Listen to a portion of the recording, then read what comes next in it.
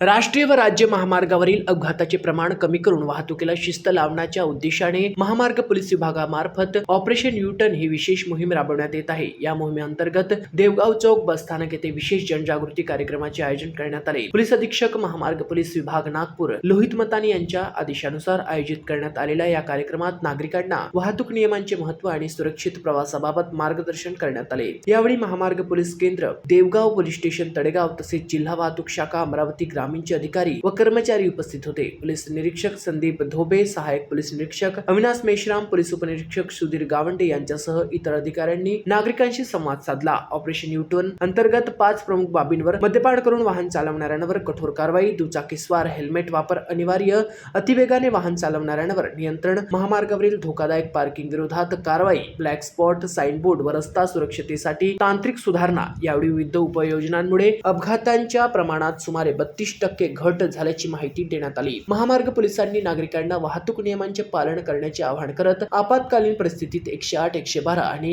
1033 या हेल्पलाईन क्रमांकाचा वापर करण्यास सांगितले। महाराष्ट्र 24 करिता सचिन करडे, अमरावती।